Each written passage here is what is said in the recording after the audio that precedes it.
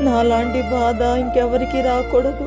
నా కుమారుడు చనిపోవడానికి సిద్ధంగా ఉన్నాడు. వాడు తప్పి చేత వేదన పడుతూ అల్లాడుతూ ఏడుస్తూ ఉన్నాడు. ప్రభువా, వాడు బాధ నేను చూడలేకపోతున్నానయ్యా.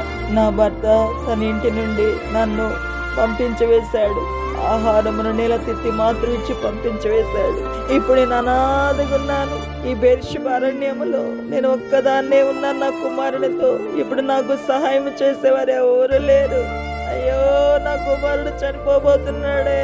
ఇంకొంచేపట్లో నేను చనిపోతాను. అయ్యో, నా బ్రతికింతేనా, నా బాధ ఇంకెవరికి రాకూడదు అని ఏడుస్తున్నటువంటి నా జీవితంలో ఒకసారిగా నన్ను చూస్తున్న నా దేవుడు నా వైపు వచ్చాడు. నాతో మాట్లాడాడు. నేల ఓటను చూపించాడు. వెంటనే త్రాగి తెరపెళ్ళాం.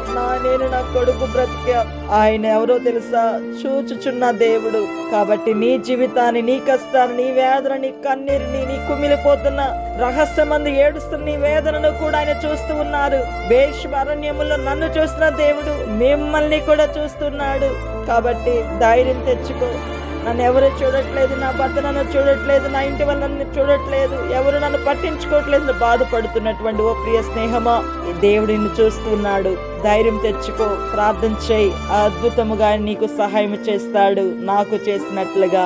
Okay, God bless you all.